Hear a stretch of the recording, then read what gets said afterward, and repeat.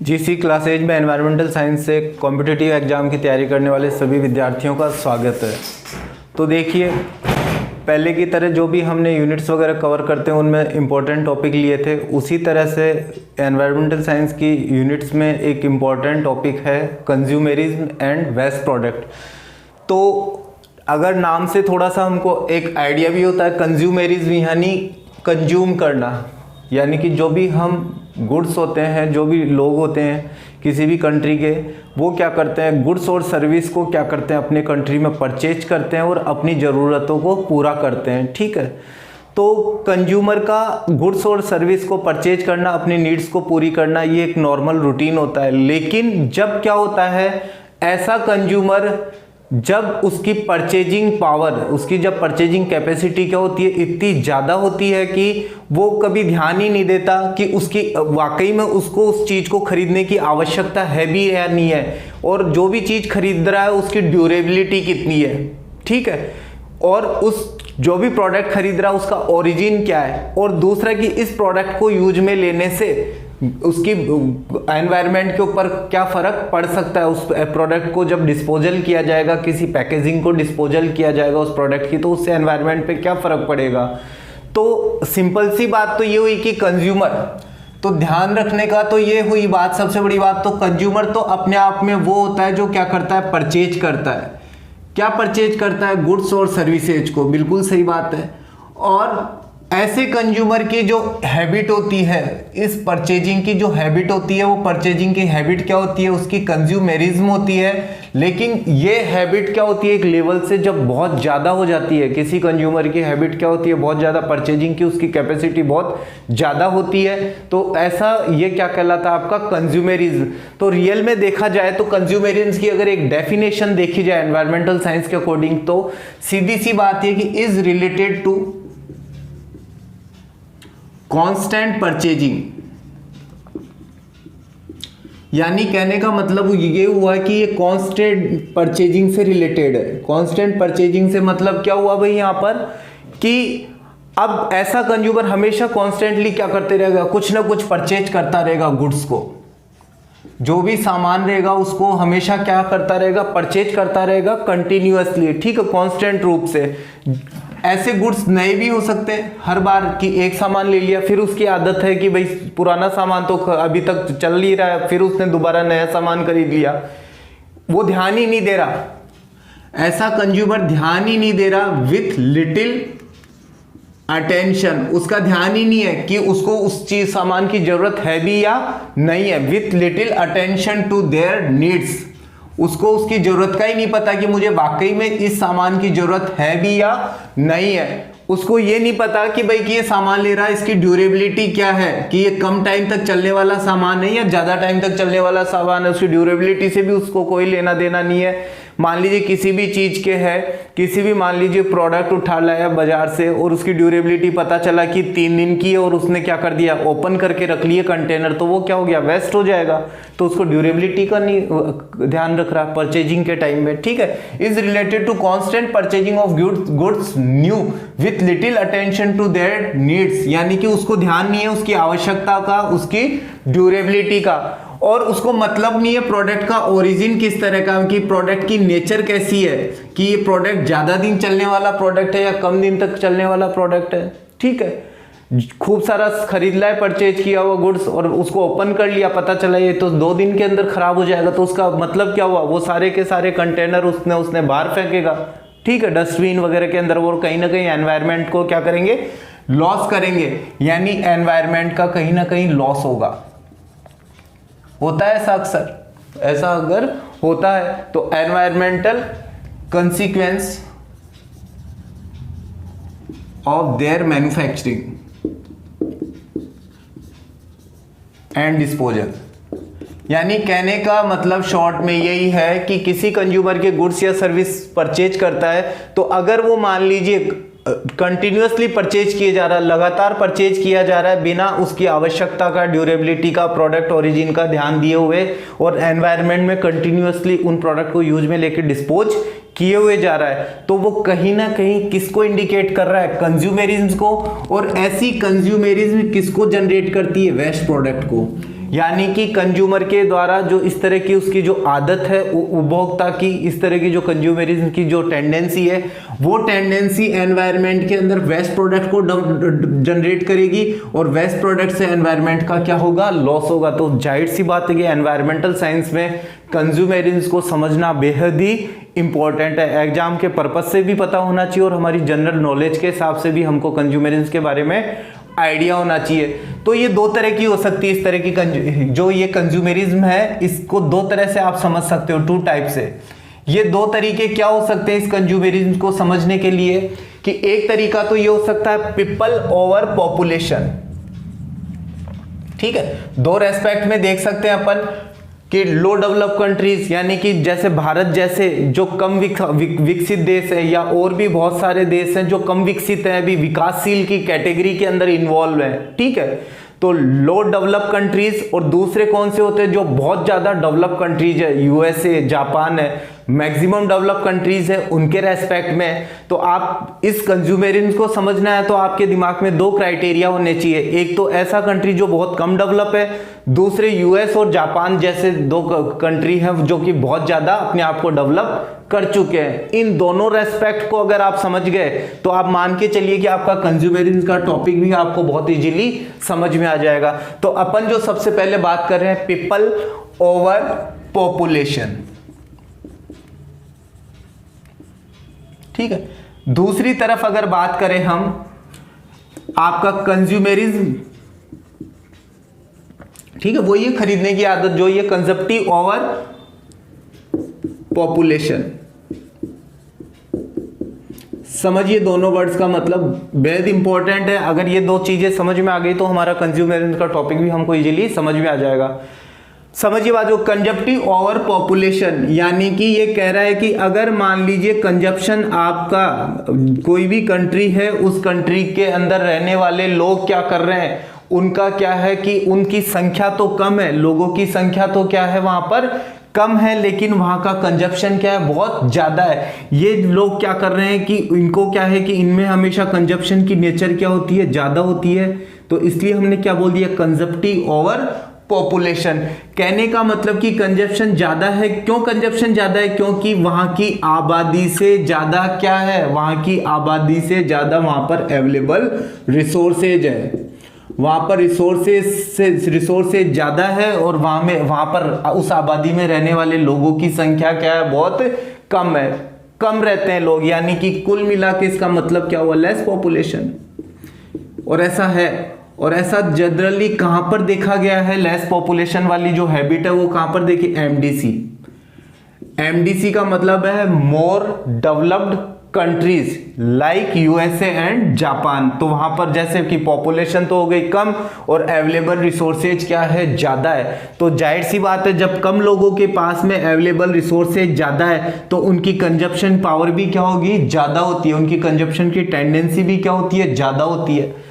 दूसरी तरफ जब हम बात करते हैं कि अब की बार जब लोगों को देखते हो, पीपल, यहां पर पीपल लोग जो आपके हैं वो क्या है, आपकी अवेलेबल रिसोर्सेज से लोग क्या है, बहुत ज्यादा है। मतलब रिसोर्सेज तो इतने नहीं है लेकिन उससे कई गुना ज्यादा लोग क्या मौजूद है, संख्या में ये लोग ज्यादा है। यानी कि इस कैटेगरी में आता है एग्जेसिव पॉपुलेशन। यही बोलोगे भी, एग्जेसिव पॉपुलेशन यानी कि अवेलेबल रिसोर्सेज से ज्यादा तो लोगों की संख्या नहीं, एग्जेसिव पॉपुलेशन ज्यादा। और ऐसा कहां पर देखा जाता है, लो डेवलप कंट्रीज यानी कम विकसित देश होते हैं वहां पर ऐसा देखा जाता है अक्सर। ठीक है, तो जाहिर सी बात है कि अब ऐसी कंडीशन के अंतर्गत हमेशा गरीबी होगी यहां पर, कारण रिसोर्सेज से ज्यादा क्या है, पीपल, यानी यहां पर हमेशा क्या रहेगी, पॉवर्टी क्या रहेगी, हमेशा ज्यादा रहेगी। लोग अंडर नॉरिशमेंट यानी कि कम पोषण, यहां पर हमेशा पोषण की क्या रहेगी, कमी रहेगी, पोषण मिलेगा ही नहीं, जाहिर सी बात है, गरीबी है। ठीक है, रिसोर्सेज से ज्यादा लोग है तो पोषण की हमेशा क्या रहेगी, यहां पर कमी रहेगी। ठीक है, तो देखा जाए यहां पर, अगर देखा जाए पर कैपिटा, अगर यहां पे देखा जाए पर कैपिटा के हिसाब से अगर देखो तो consumption of resource is low.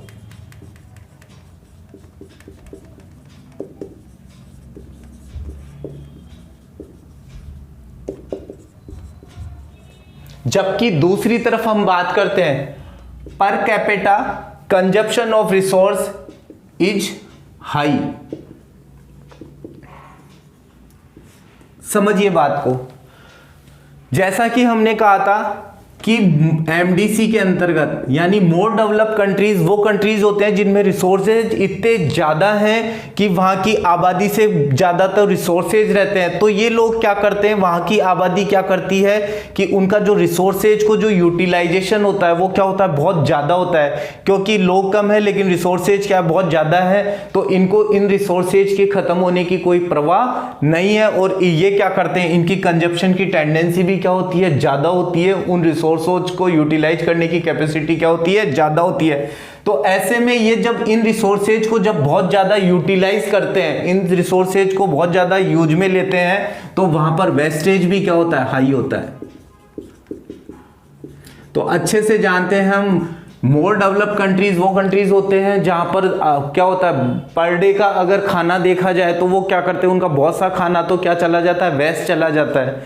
ठीक है, एज कंपेयर टू किनके, लेस डेवलप्ड कंट्रीज के अंदर। लेस डेवलप्ड कंट्रीज के केस में क्या होता है आपका कि अब की बार आपका लेस डेवलप्ड कंट्रीज के अंदर जो पर कैपिटा रिसोर्सेज को कंजप्शन है वो क्या होता है, एज कंपेयर टू लो होता है। लेकिन किस हिसाब से बोला भाई, पर कैपिटा। ये बात ध्यान रखना, पर कैपिटा के हिसाब से बात हो रही है, पॉपुलेशन का टॉपिक है, वहां से आपको ये समझ में आएगा।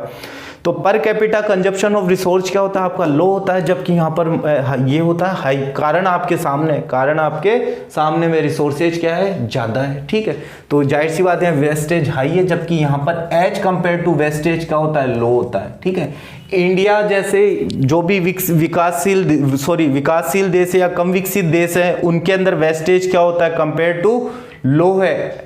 एज कंपेयर टू जो भी विकसित देश है, यूएसए जापान के अंदर वो लोग क्या करते हैं, वेस्टेज बहुत ज्यादा है और वहां पर एनवायरमेंट का लॉस भी ज्यादा है। एनवायरमेंटल डिग्रेडेशन भी क्या है, वहां पर ज्यादा है। और हम अच्छे से जानते हैं कि इन रिसोर्सेज को यूटिलाइज करने की दौड़ में विकसित देश पहले से आगे रहे थे। इन रिसोर्सेज को यूटिलाइज करने की दौड़ में विकसित देश क्या थे, बहुत आगे रहे थे। तो उन्होंने एनवायरमेंट को भी बहुत ज्यादा नुकसान पहुंचाया है। तो इस कंज्यूमेरिज्म को समझ सकते हैं कि विकसित देश जो मोर डेवलप्ड कंट्रीज होते हैं उनमें अवेलेबल रिसोर्सेज ज्यादा होते हैं, तो उनमें कंज्यूमेरिज्म की टेंडेंसी भी ज्यादा होती है, वेस्ट प्रोडक्ट भी ज्यादा होता है और एनवायरनमेंट का डिग्रेडेशन भी ज्यादा होता है। तो इस कैटेगरी के अंदर एनवायरनमेंट का डिग्रेडेशन ज्यादा है, कंज्यूमेरिज्म ज्यादा है, वेस्टेज ज्यादा है। इस चीज को इन सबके बीच में एक कोरिलेशन निकाली गई, इन सब चीजों के बीच में कोरिलेशन निकाली गई और इस चीज को जो समझने वाले जो साइंटिस्ट थे, एरलिक एंड होल्ड्रेन की अगर बात करें हम, तो इन साइंटिस्टों ने इस बात को एक इक्वेशन के रूप में समझाया। इन साइंटिस्ट ने क्या किया, इन सब बातों को इक्वेशन के रूप में समझाया और उन्होंने बताया कि इम्पैक्ट बराबर पॉपुलेशन, एफ्लुएंस एंड टेक्नोलॉजी।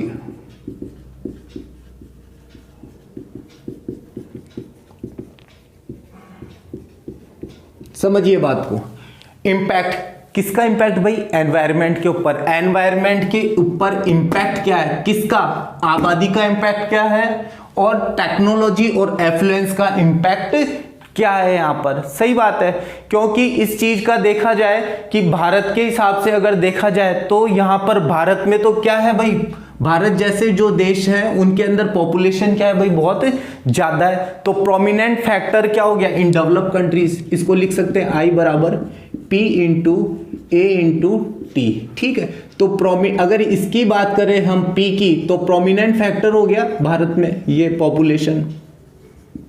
ठीक है, प्रोमिनेंट फैक्टर का मतलब है मैन फैक्टर, आबादी का फैक्टर ज्यादा रहेगा इस फॉर्मूले के अंदर। इफेक्टिव क्या रहेगी यहां पर, आबादी रहेगी। तो prominent factor in developing countries,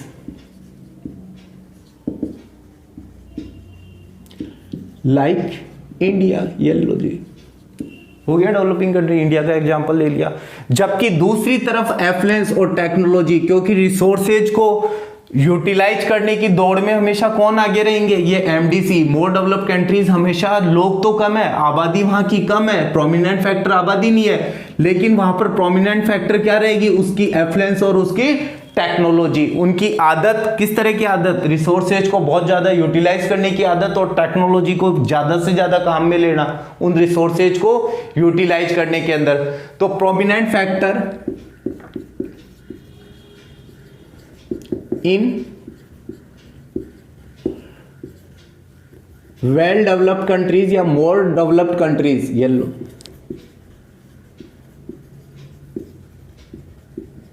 yellow जी साहब, like USA and Japan, like USA and Japan, yellow साहब। ये तो हो गए आपके एमडीसी और ये क्या हो गया आपका एलडीसी हो गया। अब डिपेंड करेगा कि एनवायरनमेंट का इम्पैक्ट, एनवायरनमेंट के ऊपर कैसा इफेक्ट आएगा, ओवरऑल एनवायरनमेंट पे जो इफेक्ट आएगा वो डिपेंड करेगा प्रोमिनेंट फैक्टर कौन सा है, पॉपुलेशन का ज़्यादा प्रभाव है या उसके ऊपर ज़्यादा प्रभाव किसका है, वहाँ की टेक्नोलॉजी और रिसोर्सेज को यूटिलाइज करने की आदत का ज़्यादा प्रभाव है। ठीक है, यानी कि इसको और थोड़ा सा हम ढंग से क्या कर सकते हैं, इस फॉर्मूले को हम यहाँ पे समझ सकते हैं। कैसे समझ सकते हैं भाई, इसको आगे और एलोब्रेट किया इन्हीं लोगों ने, I बराबर P, यानी कि वो P का मतलब आप क्या रहेगा यहाँ पर, एक पॉपुलेशन से रहेगा, C का मतलब वो यहाँ पर वही आपके कंज्यूमरिज्म वगैरह से रहेगा, TR का मतलब हो गया कि रिसोर्सेज, यानी कि टेक्नोलॉजी टू रिसोर्सेज, लाइक जो भी रिसोर्सेज होते हैं उनके रिगार्डिंग क्या टेक्नोलॉजी है, उनकी टेक्नोलॉजी किसके रिगार्डिंग है, वेस्ट प्रोडक्ट के रिगार्डिंग क्या टेक्नोलॉजी है। ठीक है, और दूसरा एस का मतलब होता है कि आपके पॉल्यूशन के कारण एनवायरनमेंट में क्या क्या चेंजेज आ रहे हैं। ठीक है, पॉल्यूशन के कारण एनवायरनमेंट में किस किस तरह के चेंजेज आ रहे हैं, तो उन सब चीज़ों को हम यहाँ पे इजीली समझ सकते हैं। तो देखा जाए अगर, तो हमको समझ सकते हैं यहाँ पर आई को अगर देखें, पी का मतलब यहाँ पर को क्या हो गया आपका पॉपुलेशन, आई का मतलब क्या हो गया यहाँ पर इम्पैक्ट से हो गया। तो अगर हम देखना चाहें यहाँ पर थोड़ा सा कि जैसे कि ये हो गया आपका टीआर, अगर टीआर की बात करें, रेफरेंस टू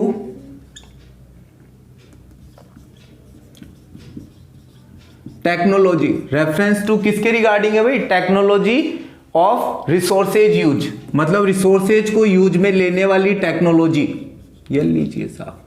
ठीक है, TW का मतलब होता है कि रेफरेंस टू टेक्नोलॉजी किसके रिगार्डिंग, वेस्ट मैनेजमेंट। अगर आपका वेस्ट मैनेजमेंट अच्छा है तो एनवायरनमेंट के ऊपर बुरा इफेक्ट भी कम होगा। रिसोर्सेज को यूटिलाइज करने के लिए टेक्नोलॉजी, तो आपका हमेशा ये ध्यान रखना कि किस तरह की आप टेक्नोलॉजी काम में ले रहे हो। रिसोर्सेज को यूज में लेने के लिए, वेस्ट मैनेजमेंट करने के लिए किस तरह की टेक्नोलॉजी काम में ले रहे हो, उसका इफेक्ट हो गया। एस का मतलब यहां पर होता है एनवायरमेंटल चेंज से, एस का मतलब किससे, एनवायरमेंटल चेंज से, ये लो जी। लेकिन इसको आप डिनोट नहीं कर सकते कि एनवायरमेंटल का चेंज कितना हो रहा है, ड्यू टू पॉल्यूशन, ये लो साहब। तो ये अक्सर इस वाले को क्या करते, कई बार फॉर्मूले में बहुत जगह पे इसको लिखा भी नहीं जाता है।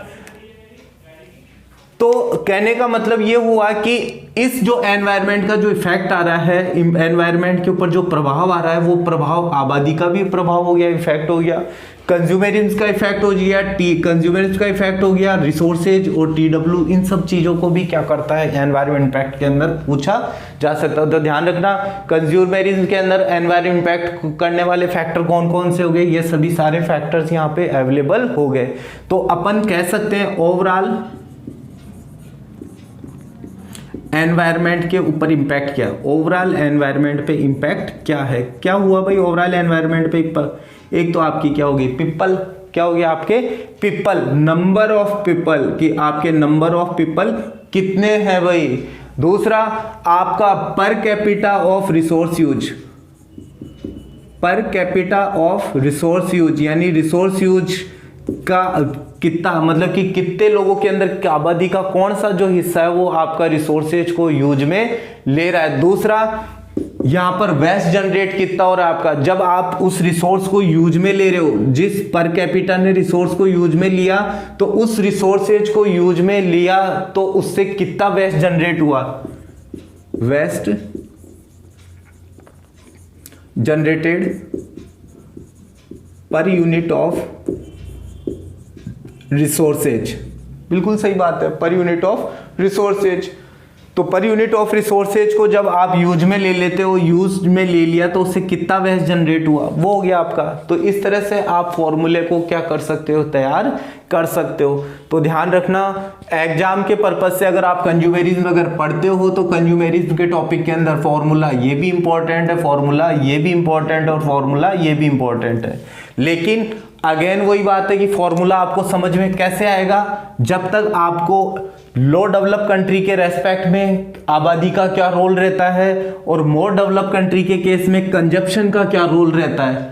ठीक है, किसके रेस्पेक्ट में, रिसोर्सेज को यूटिलाइज करने के रेस्पेक्ट में। मोर डेवलप कंट्रीज क्या करते हैं, रिसोर्सेज को ज्यादा यूटिलाइज करते हैं, कंजप्शन ज्यादा होता है, टेक्नोलॉजी उनकी क्या होती है, ऐसी होती है कि रिसोर्सेज ज्यादा से ज्यादा यूटिलाइज हो जाते हैं, जिसकी वजह से क्या होता है, उनका कंजप्शन पावर ज्यादा होता है, वेस्ट जनरेटेड ज्यादा होता है, एनवायरमेंट का डिग्रेडेशन भी क्या होता है, ज्यादा होता है। तो ये वाला प्रभाव 80 एफ्लुएंस और टेक्नोलॉजी की बात किसके लिए करते हैं, एमडीसी मोर डेवलप कंट्रीज के ऊपर प्रोमिनेंट फैक्टर क्या हो गया 80। एमसीक्यू के अंदर आपसे क्वेश्चन पूछा जा सकता है मोर डेवलप कंट्रीज के ऊपर किसका इफेक्ट रहता है, 80 का, एफ्लुएंस और टेक्नोलॉजी का। लो डेवलप कंट्रीज के अंदर इफेक्ट ज्यादा इफेक्टिव कौन सी होती है, वहां की आबादी। ठीक है, तो इस तरह से इन सब चीजों के बारे में एडलिक ने इस फॉर्मूले को डिजाइन किया था और उसको कहीं ना कहीं कंज्यूमरिज्म के साथ इसको रिलेट करने की वहां पर कोशिश की गई थी। तो अब देखा जाए तो हमारे पास क्या है, पॉपुलेशन और एनवायरमेंटल इशू। देखा जाए तो ये सब क्या हो गया, पॉपुलेशन और एनवायरमेंटल इशू हो गया। पॉपुलेशन एनवायरमेंटल इशू किस तरह से हुआ हमारे सामने, कि अगर आप सोचें कि ऐसा जो पॉपुलेशन और एनवायरमेंटल का जो इशू है, दो तरह का इशू हो सकता है ये हमारे सामने। दो तरह का इशू का मतलब यहां पर ये हुआ कि अब की बार जो ये आपका है इशू, ये ग्लोबल लेवल पे भी हो सकता है और आप जो लोकल लेवल पे भी, रीजनल लेवल पे भी इशू हो सकता है। ठीक है, ग्लोबल लेवल पे तो इसलिए कि आपके सामने क्या समस्या है, ग्लोबल वार्मिंग है, ओजोन डिप्लीशन है, ग्लोबल वार्मिंग और ओजोन डिप्लीशन है, बायोडाइवर्सिटी का लॉस है, बायोडाइवर्सिटी का लॉस है। जबकि रीजनल लेवल पे क्या आदत है, रीजनल लेवल पे अगर देखा जाए कि लैंड का यूज करना, रीजनल लेवल पे क्या हो गया, लैंड यूज, ये लो जी बिल्कुल सही बात है। जंगलों की कटाई, जंगलों की कटाई यानी डिफॉरेस्टेशन हो गया वहां का। दूसरा क्या हो गया वहां का, ओवरऑल यूजेज ऑफ ओशियन, कि जो भी वहां के समुद्री जीव जंतुओं का कितना यूज में लिया जा रहा है, तो वो वहां की क्या होगी, रीजनल लेवल की समस्याएं होगी, जिसको क्या कर सकते हो, आपको पॉपुलेशन एनवायरमेंटल इशू में कुछ ग्लोबल लेवल का भी प्रॉब्लम है, ग्लोबल लेवल का इशू भी है और कुछ रीजनल लेवल के भी इश्यूज हैं। ठीक है, तो देखा जाए तो कंज्यूमरिज्म भी एक तरह का क्या हो गया कि किसी पर्टिकुलर एरिया का क्या हो गया, एक रीजनल इश्यू हो गया। लेकिन धीरे धीरे कंज्यूमरिज्म की टेंडेंसी, जैसे जैसे कंट्रीज डेवलप होते जा रहे हैं, जैसे जैसे देशों का विकास बढ़ता जा रहा है, देश विकसित होते जा रहे हैं, वैसे ही वहां के उपभोक्ता की कंज्यूमरिज्म की टेंडेंसी बढ़ती जा रही है, वेस्ट प्रोडक्ट बढ़ता जा रहा है और एनवायरनमेंट का डिग्रेडेशन बढ़ता जा रहा है। तो एग्जाम के एमसीक्यू के पर्पज से बेहद इंपॉर्टेंट टॉपिक है और यहां से बहुत सारे एग्जामों के अंदर क्वेश्चंस भी इन फॉर्मूलेज वगैरह से पूछा गया है। तो आज की क्लासेज के अंदर इतना ही रखते हैं। धन्यवाद, जय हिंद।